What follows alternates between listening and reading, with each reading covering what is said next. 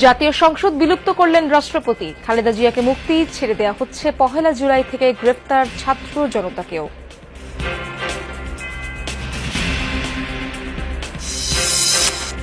রাষ্ট্রপতির সিদ্ধান্তকে স্বাগত জানালো বৈষম্য বিরোধী ছাত্র আন্দোলন। অল্প সময়ের মধ্যেই দেয়া হবে অন্তর্বর্তীকালীন সরকারের রূপরেখা।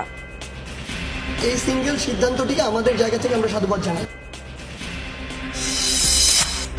প্রতিশোধ, প্রতিহিংসা নয়, ধৈর্য ধরে বিজয় সুসংহত করা জরুরি মন্তব্য মির্জা ফখরুলের।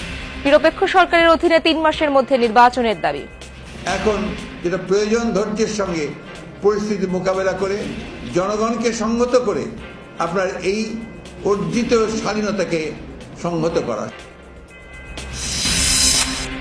দেশের বিভিন্ন স্থানে স্থাপনায় ভাঙচুর, আগুন, বাড়িতে হামলা, সংখ্যালঘুদের ধর্মীয় প্রতিষ্ঠানে স্থানীয়দের পাহারায় সাম্প্রদায়িক সম্প্রীতি।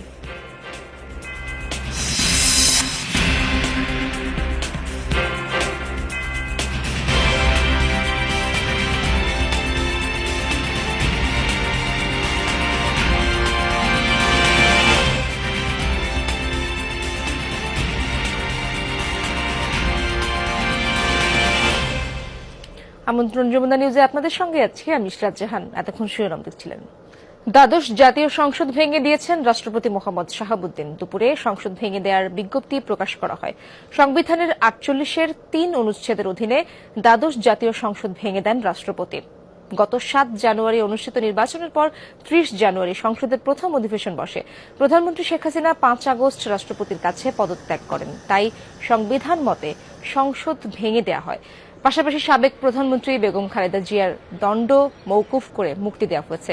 এ বিষয়ে প্রকাশিত বিজ্ঞাপনে বলা হয়েছে, সংবিধানের ৪৯ অনুচ্ছেদের প্রদত্ত ক্ষমতা বলে রাষ্ট্রপতি তার দণ্ড মওকুফ করেন।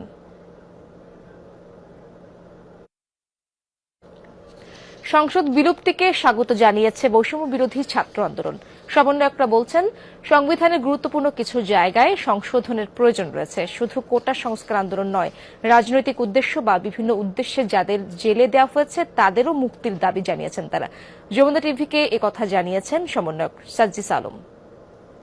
আমাদের দেশের ভিতরে কিংবা বাইরে এমন অনেকেই রয়েছে যারা এটি নিয়ে আসলে চক্রান্ত করার চেষ্টা করছে, যে অপশক্তিগুলো আমরা তো সেটিকে কোনোভাবে প্রশ্রয় দিতে পারি না। সেই জায়গা থেকে রাষ্ট্রপতির মাধ্যমে কোনো একজন সংসদ সদস্যকে যেন আবার প্রধানমন্ত্রী বানিয়ে আবার একটি বিপ্লবী সরকার না করে ফেলতে পারে, সেই জায়গা থেকে আমাদের প্রথম শর্ত ছিল এটি। আমরা বিশ্বাস করি অতি অল্প সময়ের মধ্যে সবাইকে মুক্ত করে দেওয়া হবে। তবে প্রধানত যে ফেজগুলোকে আমরা আসলে দেখেছিলাম তাদেরকে মুক্তির প্রক্রিয়া আসলে